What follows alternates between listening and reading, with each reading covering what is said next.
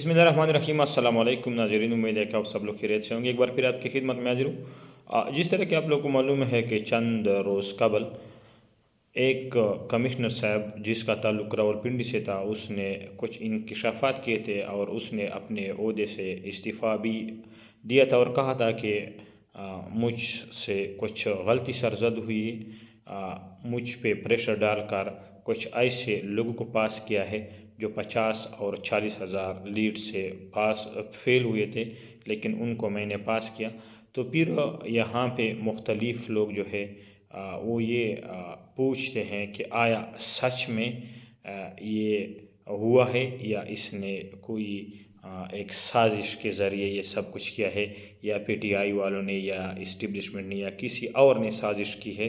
क्योंकि उस वक़्त तक उसका जो है ज़मीर क्यों नहीं जागा, जब जिस वक़्त वो धांधली कर रहा था उसके बाद उसका ज़मीर क्यों जागा। तो अभी कुछ ज़राए से ये बातें भी जो है लीक हो रहे हैं कि उसके पास वीडियो सबूत भी है। तो मुझे वो दिन याद आई, हम एक मर्तबा किसी हाल में वहाँ पे गए थे। तो वो हाल का जो सपोर्टेंट साहब था वो काफ़ी नरम दिल था और उसने लड़कों को खुली छूट दी थी। क्योंकि वहाँ जिस हाल में लोग एग्ज़ाम दे रहे थे उसका जो प्रिंसिपल या एमडी जो आप उसको बोलते हैं, उसका वो बंदा जो था वो काफ़ी असर रसूख वाला था और उस सपोर्टेंट को उसने मजबूर किया था कि आपने हर सूरत में जो है वो लड़कों के लिए जो है नकल वगैरह छोड़नी है।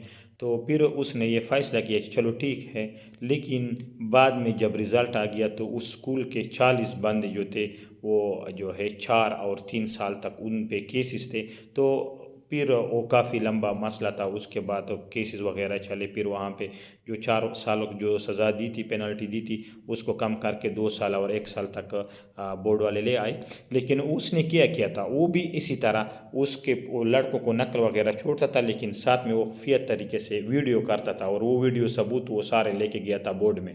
तो कुछ लोग ऐसे उसूल पसंद होते हैं, मैंने काफ़ी लोग देखे हैं कि वो कभी भी उसूलों पे कंप्रोमाइज़ नहीं करते। तो अगर 80 सीटों में 80 सीटों पे अगर आप लोग धांधली कर रहे हो तो ज़ाहिर बात है कि इस 80 सीटों में 2-3 बंदे तो जो है वो ज़मीर वाले तो भी होंगे ना, सारे तो इस तरह नहीं है जो आप जिसको जो कहे जो गलत आप हुक्म दे उसको और वो मान ले, लोगों को बग़ैर किसी जुर्म के आप उसको के ज़रिए गिरफ़्तार कर ले और सब कुछ आप कर ले जिस जो कुछ हुआ 2-3 सालों में। कुछ लोग इस तरह भी होते हैं जो अपनी ज़मीर की सौदा किसी भी सूरत नहीं करते और उसको ये दुनिया इतनी अजीज़ नहीं होती। वो फिर उस किस्म के जो है वो आप इसको फिर बागी भी बोलते हो कि ये बागी हो गया, ये सब कुछ हो गया, लेकिन उसका ज़मीर इस किस्म का जो है गलत काम तस्वुर नहीं करता।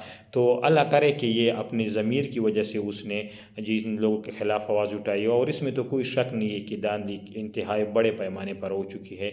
लेकिन अगर ये बंदा हक़ के साथ खड़ा है तो पाकिस्तान का जो हुकूमत आगे आ जाए इस मर्तबा तो मुमकिन नहीं है, क्योंकि इस हुकूमत के ख़िलाफ़ उसने जो है बात की है। लेकिन जो इसके बाद अगर पीटीआई का हुकूमत आ गया या दूसरा कोई शफ़ाफ़ हुकूमत आ गया तो उस बंदे को जो है तमग़े शुजाअत से नवाजना चाहिए, या तमग़े जो सदारती अवार्ड होता है उससे नवाजना चाहिए कि उसने अपने आप पे इतना रिस्क लिया। लेकिन उस सूरत में अगर इसने ये फ़ैसला ख़ुद किया हो। वस्सलाम। पाकिस्तान ज़िंदाबाद। इस्लाम पाइंद।